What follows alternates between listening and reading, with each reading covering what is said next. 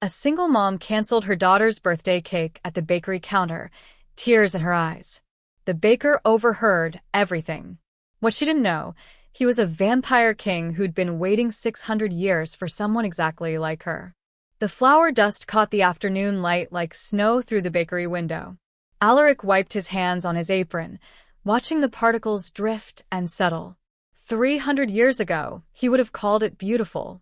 Now it was just Tuesday. I need to cancel the order. The words came soft, almost apologetic. Alaric looked up from the croissants he'd been arranging. The woman at the counter clutched her phone like it might fly away. Dark circles shadowed her eyes. Her clothes were clean but worn, the kind of tired that came from working 2 jobs and still falling short. The birthday cake? Alaric asked. His voice came out rougher than intended. Centuries of silence did that to a man. She nodded, not meeting his eyes. I'm so sorry. I know it's last minute. The deposit, you can keep it. Her voice cracked. My paycheck got delayed. 2 weeks. And Sophie's been talking about this party for months. Through the window, Alaric saw the girl. Maybe 7 years old, pressing her nose against a glass, staring at the display cakes like they held the secrets of the universe. Her breath fogged the window. She drew a smiley face in the condensation, then wiped it away quickly, as if catching herself being happy. Something twisted in Alaric's chest. Not pain. He'd forgotten how to feel pain. But something close. A memory of a memory. What kind did she want? He heard himself ask. The woman, her name tag said Mara's Diner, blinked. What? The cake. What kind? Strawberry with vanilla cream and little sugar roses. Mara's eyes glistened. She saw it in a magazine. Been drawing pictures of it for weeks. But it's okay. We'll do cupcakes instead. Store-bought. She'll understand. No child ever understood. Alaric had lived through enough centuries to know that much. Disappointment carved itself into young hearts and never quite healed right. Address, he said simply. I'm sorry. Your address. I'll deliver it. Mara's face went pale. No, I can't. I told you. I can't pay. You're not paying. Alaric pulled out the order slip, scanned it. Strawberry cake, vanilla cream, pink sugar roses. Pickup Saturday, 2 p.m. He tucked it into his pocket. Consider it a birthday gift. Sir, I can't accept charity. It's not charity. Alaric turned back to his croissants, ending the conversation the way he ended most things, with silence. It's Tuesday. Business is slow. I have extra inventory. The cake gets made regardless. It was a lie. Every word of it. But Alaric had been lying for so long that truth felt like a foreign language. Mara stood frozen, her mouth opening and closing. Finally, she scribbled an address on a napkin and placed it on the counter like she was leaving evidence of a crime. Apartment 4B. Saturday. 2 o'clock. She left without another word. Through the window, Alaric watched her crouch down to Sophie's level, whispering something. The girl's face lit up, then dimmed, then settled into the practiced smile of a child who'd learned too young that hope was expensive. Alaric waited until they disappeared down the street. Then he locked the bakery door, flipped the sign to closed, and descended the stairs behind the oven. The basement was older than the building above it, older than the town. The stone walls bore marks that predated written language, protection runes, carved by hands that had turned to dust millennia ago. Alaric rarely came down here anymore. The past was meant to stay buried. But tonight, the past had walked into his bakery wearing a tired smile and a mother's desperation. He moved through the shadows without needing light. His kind didn't need light. They were the darkness, after all. At least, that's what the legend said. The truth was more complicated, but then again, truth usually was. The workshop at the far end still held his tools. Not baking tools, the other kind. Silver blades that could cut through bone. Vials of compounds that would make a chemist weep. Books bound in leather that wasn't quite leather. But tonight, he wasn't here for weapons. He opened a chest that hadn't been touched in 60 years. Inside, Wrapped in cloth that had once been white, lay a small portrait. The paint had faded, but the face remained clear enough. A woman with kind eyes and a smile that suggested she knew more than she should. Lysandra. His queen. His salvation. His greatest failure. She died holding his hand, making him promise to protect her bloodline if it ever called to him again. He'd buried her with the royal crest, a silver pendant shaped like a rose wrapped in thorns. The symbol of their kingdom, lost to time and war. Alaric hadn't felt anything in 600 years. Hadn't wanted to feel. Emotion was a luxury the damned couldn't afford. But when Mara had stood at his counter, something had stirred. A recognition deeper than sight or sound. A pull he hadn't felt since. He stopped. Closed the chest. Climbed back upstairs. The bakery felt too quiet now. Too empty. Alaric began preparing the cake. His hands moved with practiced precision, measuring ingredients he'd worked with for 3 centuries. Flour, sugar, eggs. Simple things. Human things. As he mixed the batter, he wondered if Mara would slam the door in his face on Saturday. Probably. Most people did when they got charity they didn't ask for. Pride was funny that way. It kept people poor and lonely, but at least it kept them standing. The strawberries were fresh, imported from a farm 2 towns over. He sliced them thin, arranged them in patterns that would make Sophie gasp. The sugar roses took longer. Each petal had to be shaped by hand, delicate as paper, strong enough to hold. By midnight, the cake was done. By dawn, it sat in the cooler, perfect and waiting. Alaric stared at it through the glass. Something about this cake felt different. Final, almost. Like a door closing. Or opening. Outside, the sun began to rise. Alaric pulled the shades, locked the doors, and retreated to the windowless room where he spent his days. Sleep came slowly, and when it did, he dreamed of a woman with kind eyes telling him that some promises took lifetimes to keep. Saturday was 2 days away. He had no idea that by Sunday, everything he'd spent centuries building, the quiet, the routine, the careful distance from anything resembling life, would be ashes.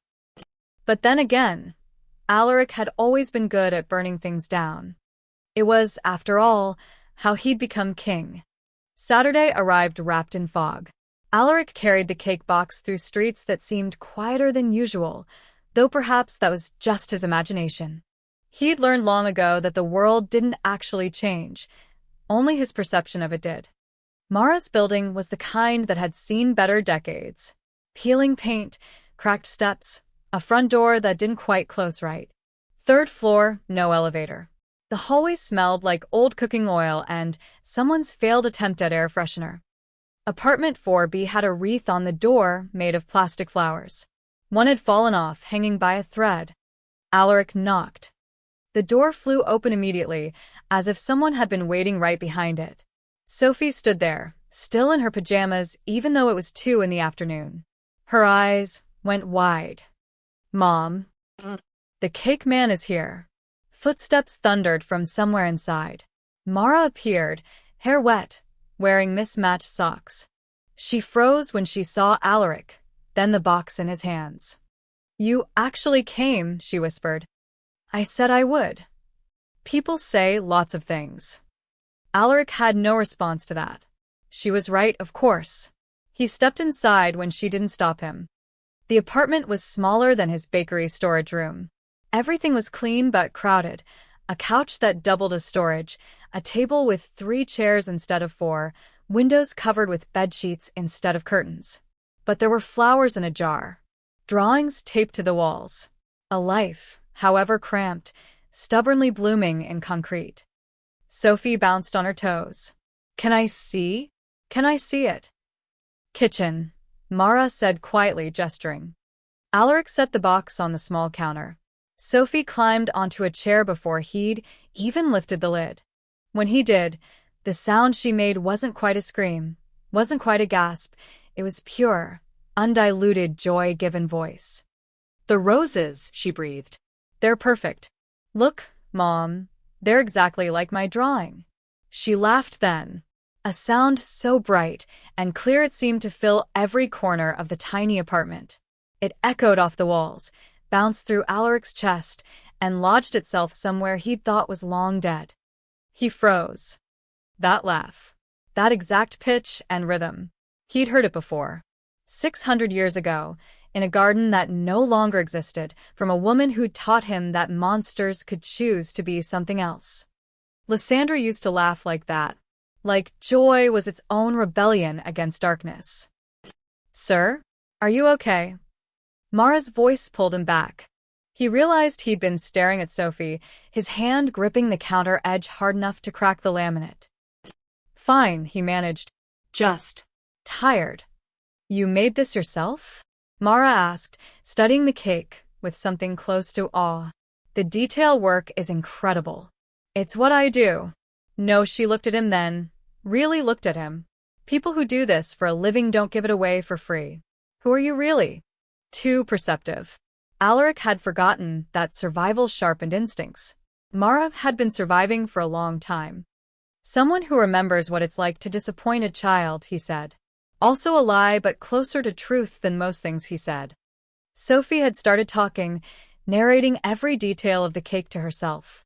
"And the strawberries are in spirals, and the cream is so smooth, and the roses have little thorns. Wait, real thorns." "Sugar thorns," Alaric corrected. "Careful. Still sharp." "That's so cool." "Mom, can we take a picture before we eat it? Please." While Mara dug through a drawer for her phone, Alaric found himself studying the apartment again. That's when he saw it. On the wall, half hidden behind a coat rack, hung a necklace. Silver, tarnished with age, on a thin chain. The pendant caught the light as Sophie bounced past it. Alaric's breath stopped. A rose, wrapped in thorns. The symbol etched into the metal was worn but unmistakable. The royal crest of Alaris. His kingdom. The same pendant he'd buried with Lysandra's body 600 years ago, in a tomb that had been sealed with magic older than Christianity. "That necklace," he said, his voice strange even to himself. "Where did you get it?" Mara glanced over. "Oh, that old thing? It was my grandmother's. Been in the family forever, apparently. She used to tell wild stories about it, said it was protection from evil, or some fairy tale like that." "Why?" Sophie had stopped talking. She was watching Alaric with the unnerving perception children sometimes had. "Your eyes changed color," she said matter-of-factly. "Sophie, don't be rude." "They did. They were brown. Now they're kind of shiny. Like when streetlights hit puddles." Alaric turned away, forcing his features back under control. The hunger, not for blood, but for answers, clawed at him. That pendant shouldn't exist. Couldn't exist. Unless. "I should go," he said abruptly. "Wait, let me pay you something?" No, he was already at the door. "Enjoy the party. Will you come back?" Sophie called out. He paused, hand on the doorknob. Every instinct screamed at him to run, to disappear, to burn the bakery, and start over in another town with another name. That pendant changed everything. But Sophie was still waiting for an answer, and Mara was watching him with those two clever eyes, and the ghost of Lysandra's laugh was still echoing in his ears. "Maybe," he said. Then he was gone, taking the stairs 3 at a time, bursting onto the street like a drowning man surfacing for air. Behind him, through the thin walls, he heard Sophie laugh again. Alaric ran. Alaric didn't stop running until he reached the bakery. His hands shook as he locked the door behind him, not from exertion, but from something he hadn't felt in centuries. Fear. He descended into the basement, moving faster than human eyes could track. The workshop that had seemed dusty and forgotten hours ago now felt urgent, necessary. He tore through boxes, scattering papers that documented lives he'd lived and abandoned. The archive chest sat in the corner, iron-banded and sealed with symbols that would burn ordinary flesh. Alaric's fingers traced the lock, speaking words in a language that had died with the Roman Empire. The mechanism clicked. Inside, Wrapped in oiled cloth lay his past. Royal decrees. Battle maps. A crown he'd never worn after Lysandra died. And beneath it all, a leather journal, its pages filled with her handwriting. He'd read it only once, the night after her funeral. Never again. The pain had been too acute, too human. Tonight, he had no choice. The journal fell open to a page marked with a dried flower, a rose, naturally. Lysandra's elegant script covered the paper. My dearest Alaric, if you're reading this, I am gone. Please don't grieve. We had more years than most, and sweeter ones than any queen deserves. But I must tell you something I kept secret, even from you. The pendant, our pendant, is more than a symbol.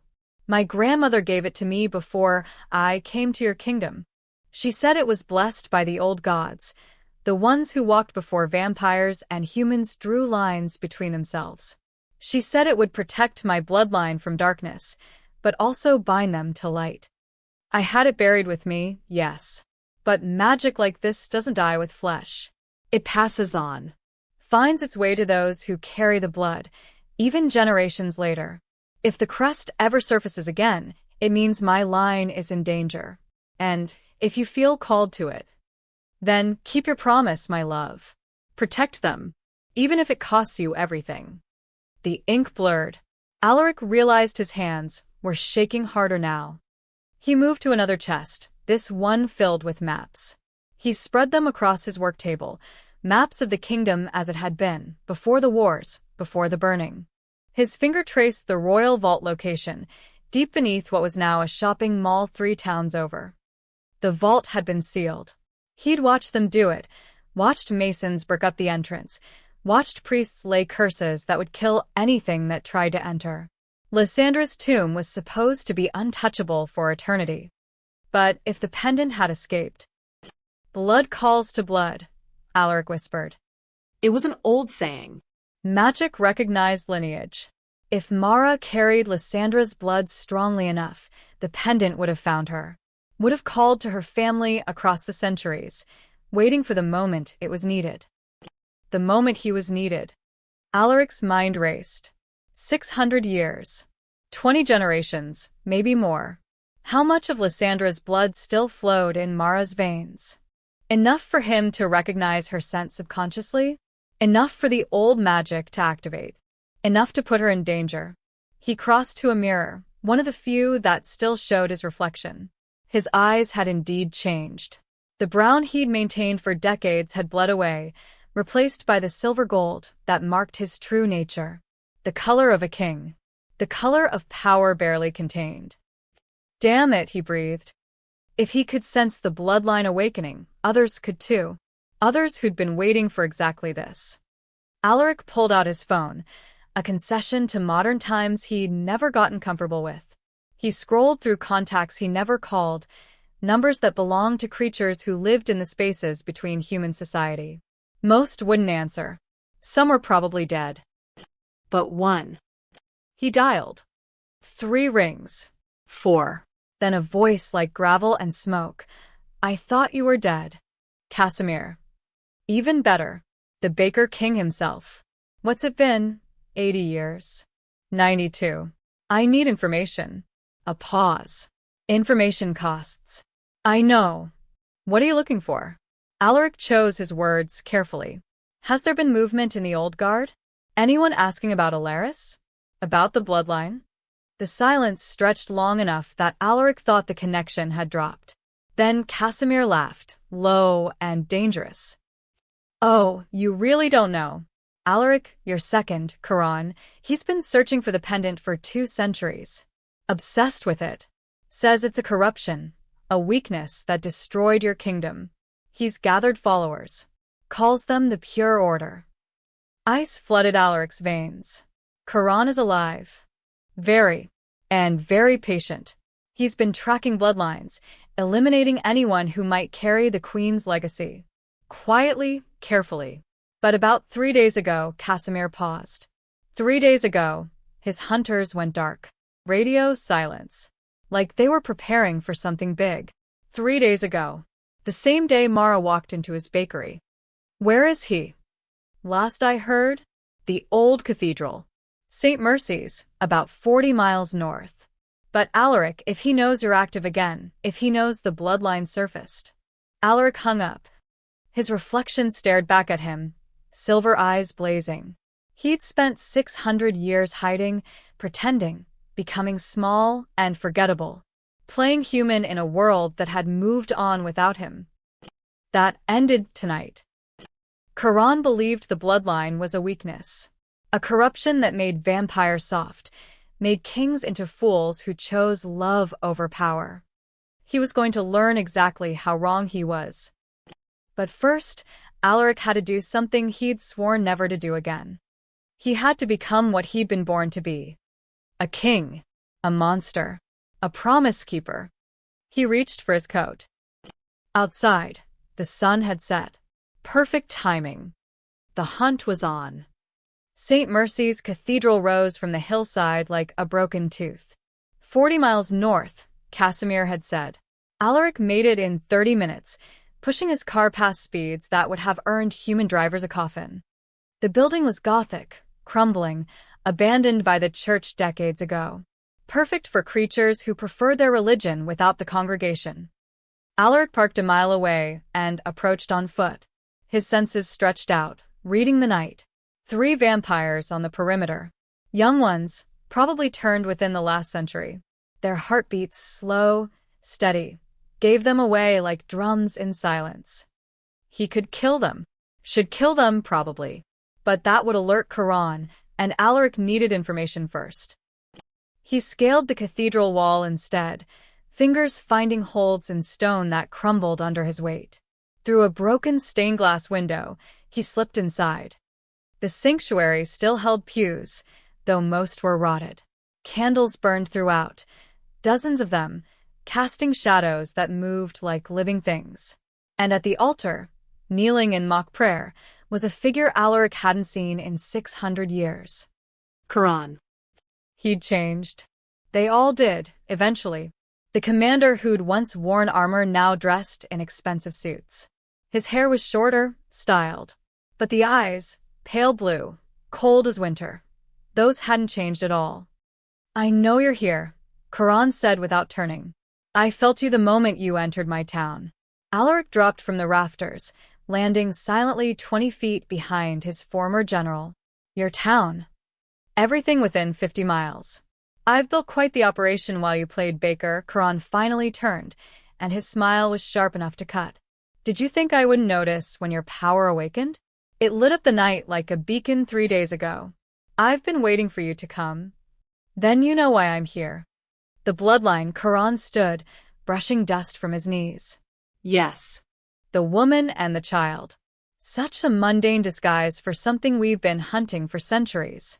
Tell me, does she know? Does she understand that her very existence is an insult to our kind? She's innocent. She's a corruption, Quran's voice echoed through the empty cathedral. Lysandra made you weak, made you choose humanity over your own people. That's why our kingdom fell. That's why we scattered like rats while humans inherited the earth. All because you loved a mortal. Alaric took a step forward. Lysandra saved me. She neutered you. The Alaric I followed into battle would have burned cities without hesitation, would have ruled for millennia. Instead, you hid in a bakery making pastries. Quran spat the word like poison. You disgust me. Then why search for the bloodline at all? Why not let it die naturally? Quran's smile widened. Because as long as it exists, there's a chance you'll wake up. A chance you'll remember what you were and try to be that again. I can't allow it. The pure order, my followers, we're building something new. A world where vampires don't pretend to be human, don't hide, don't apologize for our nature. But we can't do that with you casting shadows over us. You want war. I want freedom. Quran gestured to the darkness around them. We've been sleeping long enough. Humanity has forgotten what true predators look like. It's time to remind them. Alaric's hands clenched. I won't let you touch them. You don't have a choice. Quran pulled out a phone. Type something. My hunters are already moving. By dawn, the woman and child will be ash. And you'll be too late. Again. Rage exploded through Alaric's chest. Hot, primal, the fury of a king challenged in his own domain. He moved faster than thought, crossing the distance between them in a heartbeat. Karan was ready. He'd always been the better fighter. His fist caught Alaric in the ribs, cracking bone. They crashed through a pew, wood splintering. "You've gone soft," Karan hissed. "You can't even." Alaric's hand closed around his throat. "I've been merciful. There's a difference." He threw Karan across the cathedral.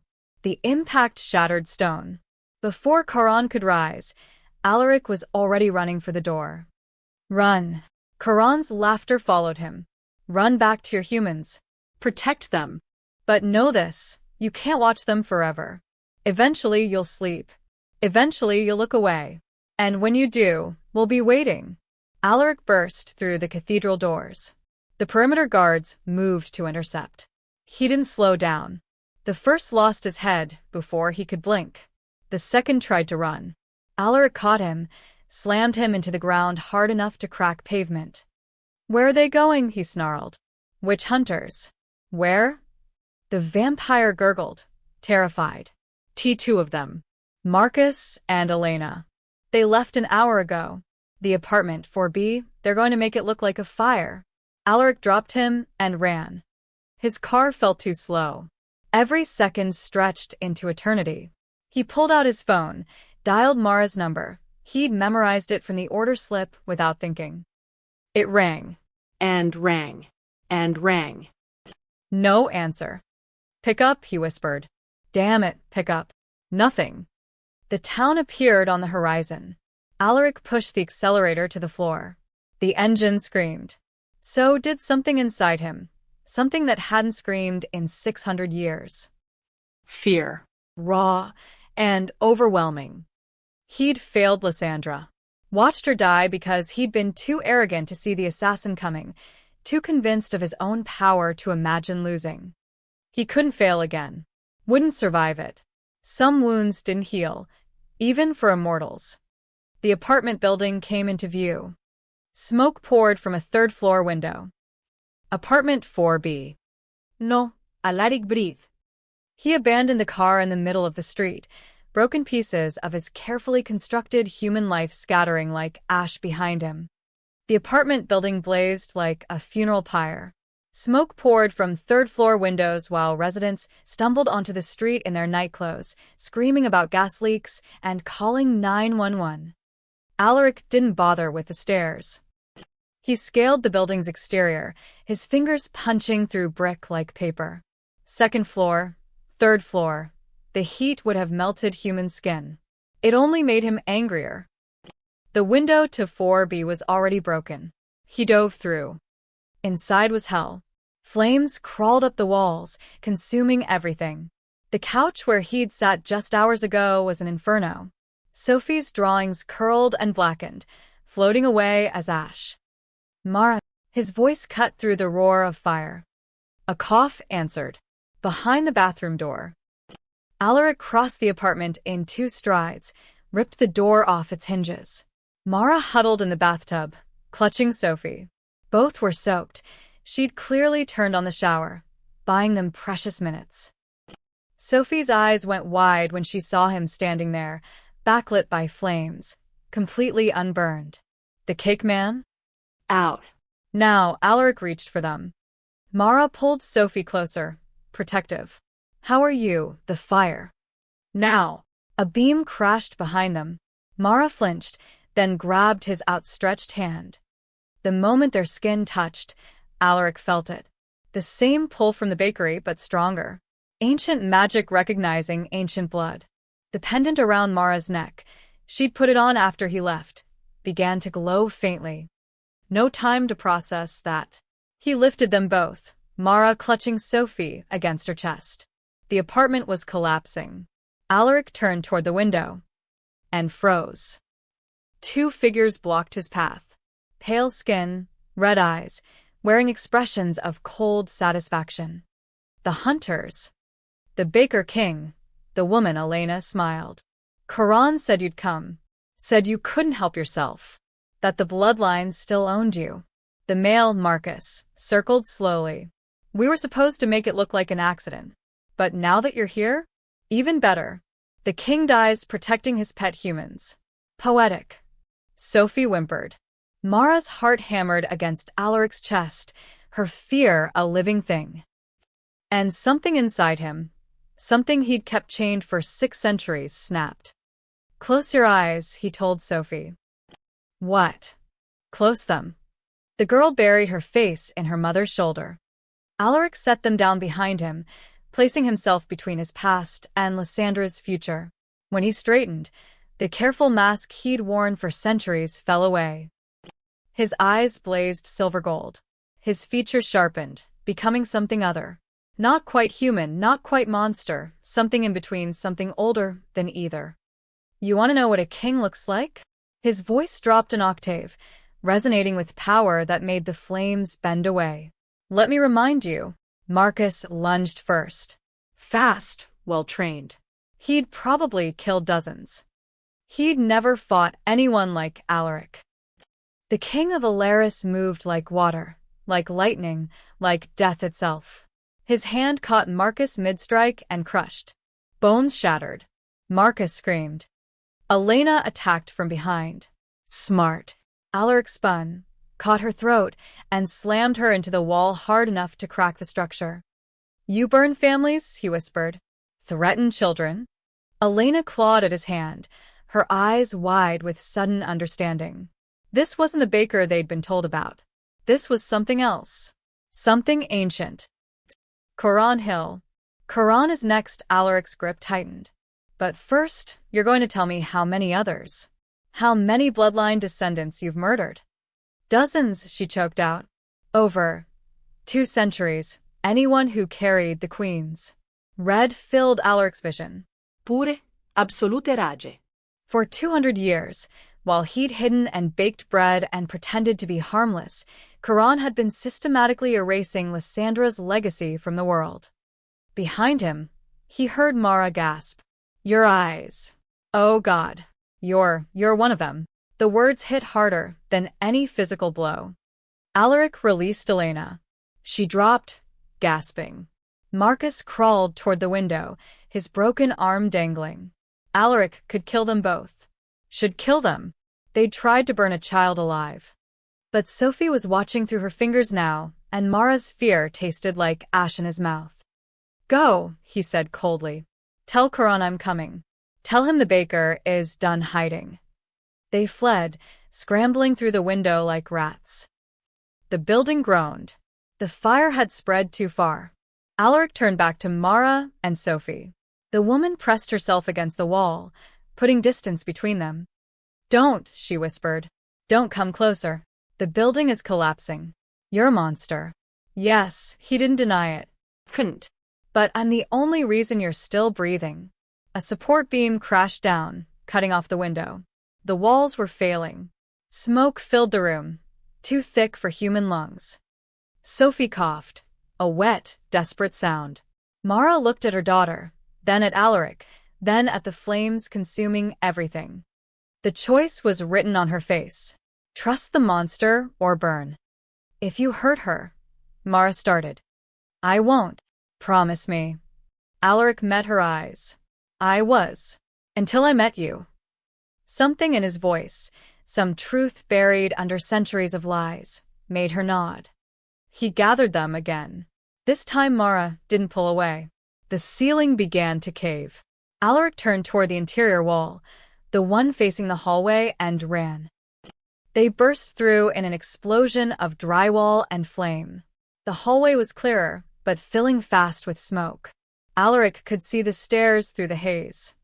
Behind them, apartment 4B collapsed completely.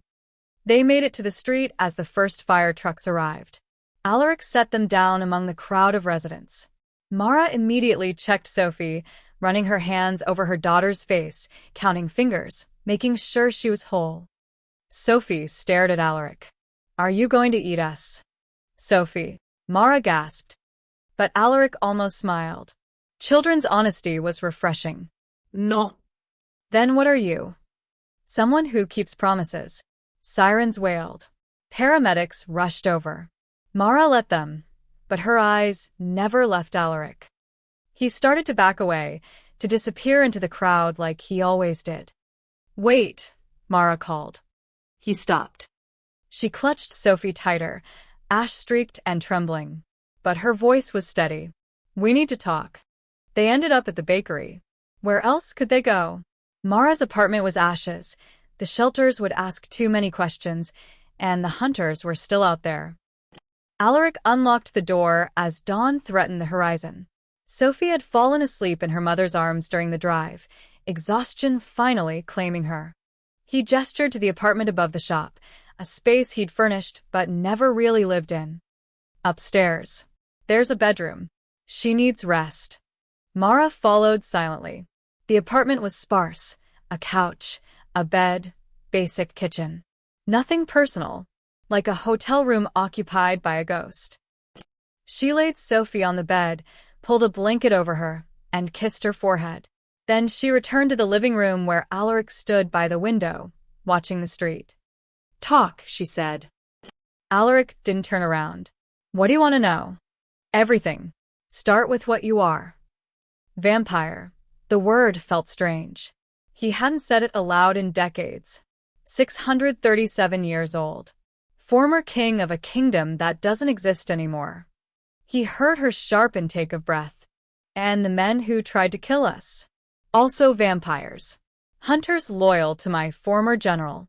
They've been eliminating anyone who carries the bloodline of my late queen." He finally turned to face her. "Your bloodline." Mara's hand went to the pendant at her throat. It had stopped glowing, but it felt warm against her skin. "My grandmother used to tell stories.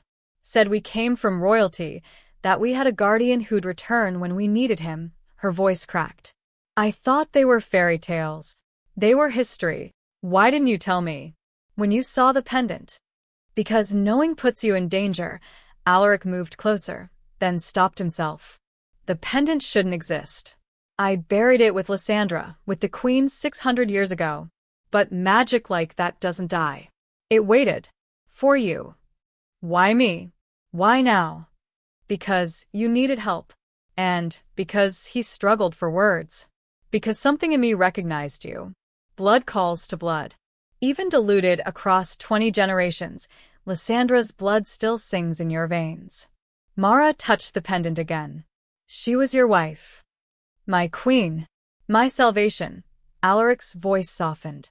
"I was a monster when I met her. "Truly." I conquered territories, burned villages that resisted. Humans were cattle to me. But Lysandra," he smiled, distant. "She was a hostage princess from a neighboring kingdom, sent to sue for peace. She walked into my throne room without fear and told me I was wasting my immortality on cruelty. What did you do?" I laughed. Then I listened. Then I fell in love." The smile faded. "She made me better. Taught me that power without purpose was just destruction. We ruled together for 40 years. The kingdom thrived. Humans and vampires coexisted. It was possible. What happened? Charon happened. And others like him. They believed Lysandra corrupted me, made me weak. They tried to overthrow us. Failed. Scattered. But one assassin got through, his hands clenched. She died in my arms. Made me promise to protect her bloodline if it ever needed me. Then she was gone." Mara was quiet for a long moment. "You've been hiding ever since." "Yes. For 600 years. Yes. That's a long time to keep a promise to a dead woman." Alaric met her eyes. "Some promises don't have expiration dates." Something shifted in Mara's expression. Understanding, maybe. Or recognition. "My grandmother told me something else. She said our family had always been survivors. That even when we had nothing, we endured because someone, somewhere, was watching over us." "Your grandmother was perceptive. You've been protecting us? All this time? All those generations?" "Where I could. When I could." Alaric turned back to the window. "I didn't interfere unless absolutely necessary. A business opportunity that appeared at the right time. A landlord who suddenly decided to be lenient. Small things. Invisible things. I didn't want to be worshipped. Just Present. That's why you gave Sophie the cake. That's why I gave Sophie the cake, he confirmed. Though I didn't realize the connection until I saw the pendant. Mara walked to stand beside him. Those hunters. They're coming back. Karan is coming. With more than 2 hunters, Alaric's jaw tightened. He's been planning this for centuries, waiting for me to resurface. Now that I have, he'll strike with everything. Then we run. Leave town. Change our names. He'll find you. He's tracked your bloodline across continents. Running only delays the inevitable. Then what do we do? Alaric looked at her then, really looked at her. Lysandra's eyes stared back, not identical, but similar enough to hurt. She had ash in her hair, burns on her hands from the fire, and exhaustion carved into every line of her face. But she stood straight, unbroken. I told you to run, he said quietly. In the burning building. After you saw what I was. Why didn't you? Mara touched the pendant. Because Sophie was dying from smoke inhalation. Because you were the only chance we had. Because she paused. Because you looked at her the way my grandmother said the guardian would.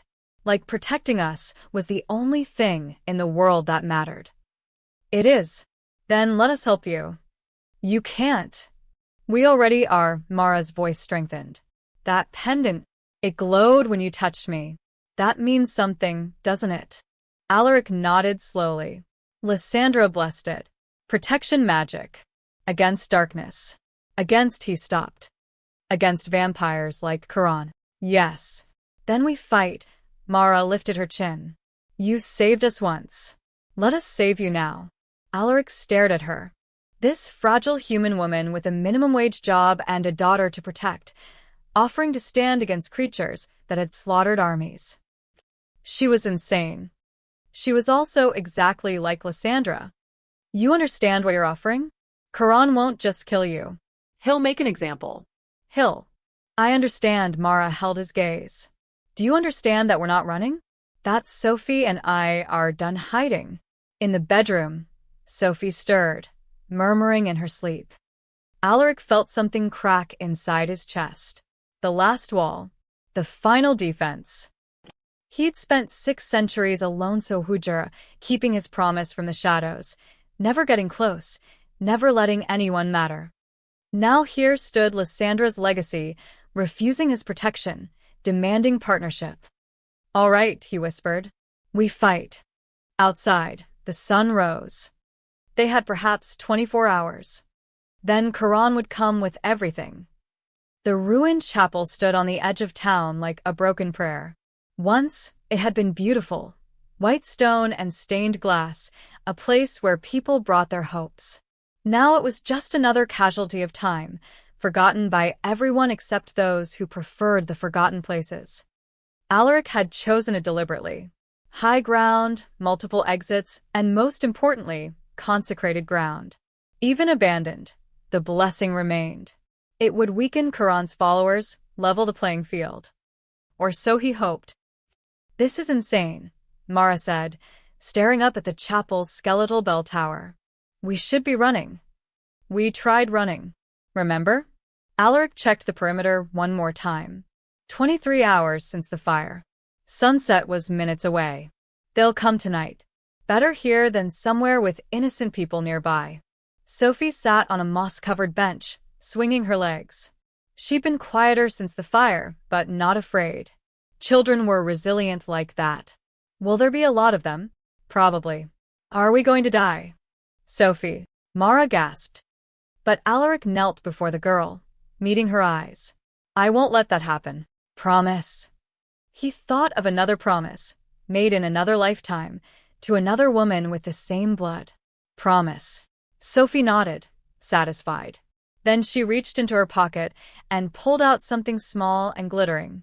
I brought this, in case it helps. The pendant. She'd taken it from Mara's neck. Sophie, that's not, Mara started. Grandma said it protects us from bad things. Sophie held it up. He's not bad. But they are. So maybe, she pressed it into Alaric's palm. Maybe it'll protect you too. The metal was warm, almost alive. The moment it touched his skin, light rippled across its surface. Faint, but unmistakable. The rose and thorns seemed to move, seemed to recognize him. Alaric's breath caught. "Lysandra," he whispered. The pendant pulsed once like a heartbeat. "She's still here," Sophie said simply. "In the necklace. Grandma told me. Said love doesn't die, it just changes shape." Before Alaric could respond, his senses screamed warning. They were here. Inside. Now he herded them toward the chapel entrance. "Stay behind me, no matter what." The sun touched the horizon. Shadows lengthened, thickened, took form. Figures emerged from the treeline. 10, 15. 20. More than Alaric had expected. More than he'd feared.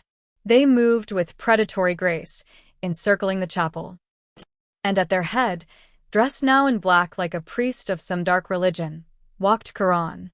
"Brother," he called out, his voice carrying easily across the clearing. "You've made this too easy. Gathering the bloodline in one place. I expected better." Alaric stepped from the chapel entrance, putting himself between his old friend and the door. "You were always impatient, Charon. It's why you never made king." The barb hit home. Charon's smile thinned. "And look where being king got you. Hiding in a bakery. Protecting humans who'll die in a blink while you endure forever. Was it worth it? The loneliness? The slow death of everything you were?" "Yes." The simple answer seemed to infuriate Charon more than any insult could. "You're broken. The bloodline broke you." "It saved me. Then let me save you from it." Charon gestured, and his hunters began to advance. "Kill them. The woman, the child. Make it quick." Out of respect for our history, the hunters rushed forward, a tide of fangs and ancient hunger. Alaric moved to intercept, knowing he was outnumbered, knowing this might be where 6 centuries finally ended. Light exploded behind him. Pure, white, searing. It poured from the chapel entrance like a flood. Alaric spun to see Sophie standing in the doorway, her small hand raised, the pendant floating above her palm, blazing like a captive star. "No," she said, her voice somehow carrying over everything. "You can't have them." The light swept outward in waves. Hunters caught in it screamed, stumbling back, shielding their eyes. It didn't burn them, not quite, but it hurt. Hurt in a way that transcended flesh, that struck at the darkness they'd nurtured for centuries. Charon staggered. "What? How?" Mara had emerged too, standing behind her daughter, her hand on Sophie's shoulder. The pendant responded to them both, to the blood singing in their veins, to the ancient blessing Lysandra had woven 600 years ago. "Blood calls to blood," Mara said, her voice shaking but strong. "That's what you said, right?" The light intensified. Alaric felt it wash over him, but where it burned the hunters, it filled him. Warmth flooded his chest, his limbs, places that had been cold for so long he'd forgotten what warmth felt like. He looked down. His hands were glowing, not with fire, but with something pure, something human. "Lysandra," he breathed. "You magnificent." The pendant's light suddenly focused, channeling through Alaric like a lens. He became the conduit, the bridge between ancient magic and ancient blood. Power coursed through him, not the dark power of vampirism, but something else. Something that remembered what he'd been before the darkness claimed him. He stepped forward. The hunters scattered before him like shadows before dawn. "Stand with me," he commanded, and 4 of them froze, unable to resist the sheer force of royal authority wrapped in holy light. "Or run." They ran. Others tried to fight. Alaric moved through them like a scythe through wheat, not killing, but banishing. Each touch of his glowing hands sent them sprawling, their power sapped, their certainty shattered. Within minutes, only Charon remained. The old general stood alone, his followers fled or fallen. He stared at Alaric with something between rage and grief. "You chose them," he said. "Again. After everything, you choose humanity." "I choose love," Alaric corrected. "There's a difference. Love makes you weak." "No." Alaric walked toward him, the light still pulsing around him. Love makes me careful. There's a difference there, too. Karan raised his hands, gathering darkness, preparing one final strike. Sophie's voice cut through. Stop. And incredibly, Karan stopped. Not by choice. The pendant's command, channeled through innocent blood, froze him in place. You're angry, Sophie said, walking forward despite Mara's protest. Because you're alone. Because he had someone and you didn't. Tears, actual tears, tracked down Karan's face. She ruined him. She saved him. Sophie reached up, touched Karan's hand. You could be saved too. For one moment, Alaric saw it. The man Karan had been, before centuries of bitterness calcified his heart. The loyal friend who'd stood beside him in battle, who'd believed in their kingdom's dream.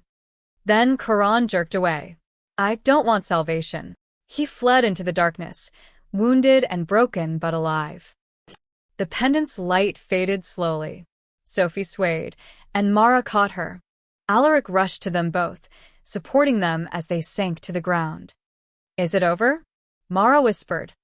Alaric looked at the empty clearing, the scattered hunters, the first stars appearing overhead. For now. Sophie smiled up at him, exhausted. Did we save you?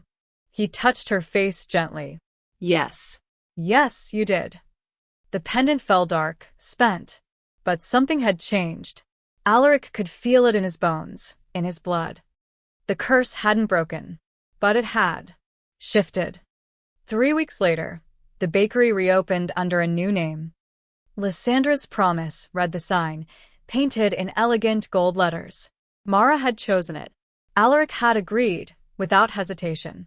Some debts deserved to be honored publicly. The morning crowd was smaller than before.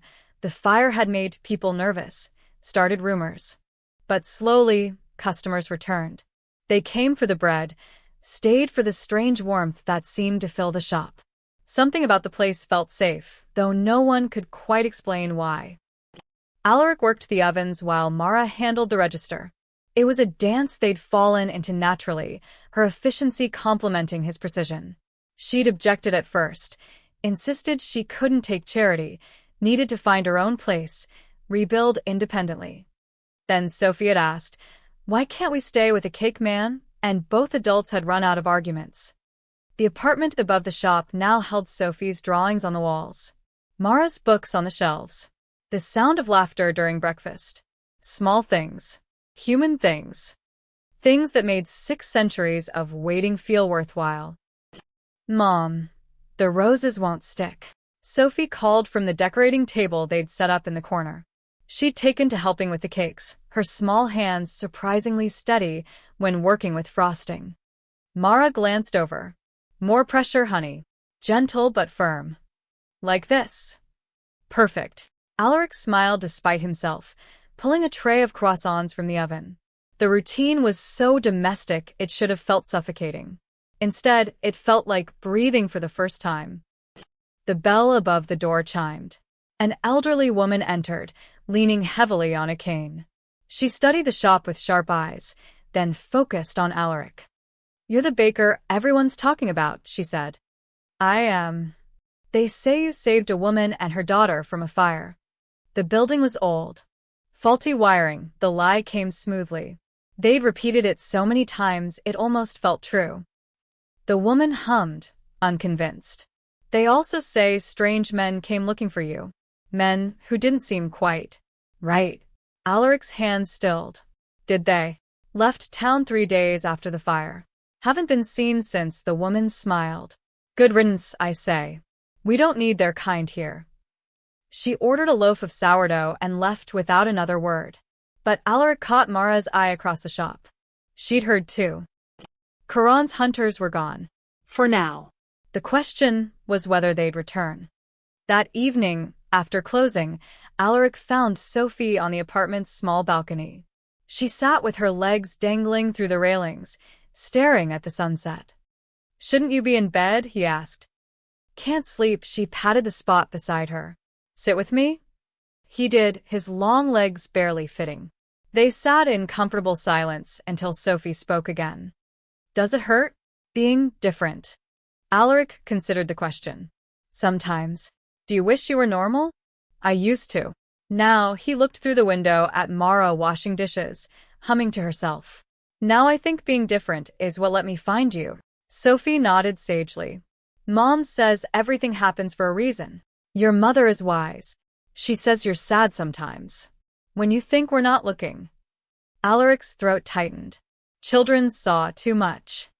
I lost someone very important to me, he said carefully. A long time ago. Sometimes the sadness comes back. Grandma Lysandra? He blinked. How did you? The pendant showed me. When it was glowing. I saw her, Sophie smiled. She was pretty. And she loved you a lot. Yes. She did. She said to tell you something. Sophie's face scrunched in concentration. She said, thank you for keeping the promise. But it's okay to make new ones now.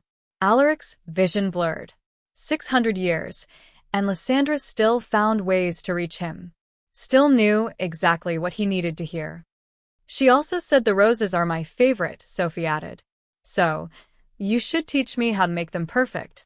A laugh burst from Alaric, genuine, surprised. Did she now?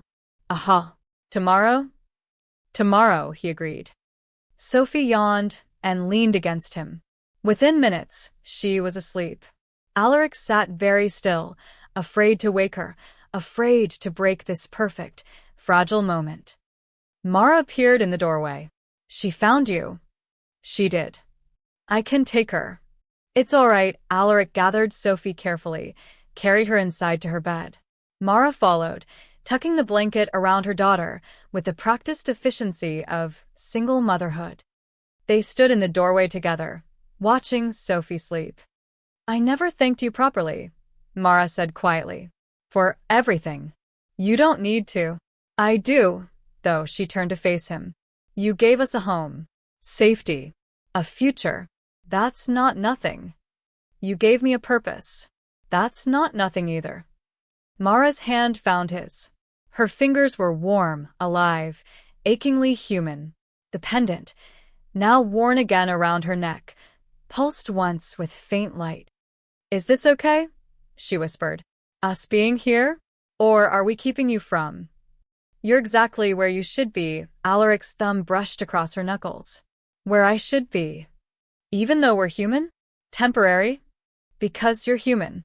Because you're temporary, he met her eyes. Lysandra taught me that forever isn't worth living if you spend it alone. Something shifted between them. A door opening. A promise beginning. Sophie murmured in her sleep. Make extra roses tomorrow. Birthday season is coming. They both smiled. The next morning, Alaric woke to sunlight streaming through the windows. Real sunlight. He should have been hiding, should have felt the familiar burn of photosensitivity. Instead, he felt warm. He walked to the mirror. His reflection stared back, no longer quite human, but no longer quite monster either. His skin held a faint shimmer in the light, like mother of pearl. The curse transforming, just as the pendant had promised. Not broken. Changed. In the kitchen, Mara was making coffee. Sophie was already at the decorating table, practicing her roses. The radio played softly. Morning light painted everything gold. Alaric stood in the doorway, watching. 600 years of darkness. 600 years of penance and hiding and pretending to be something he wasn't. And now this. A bakery named for a dead queen.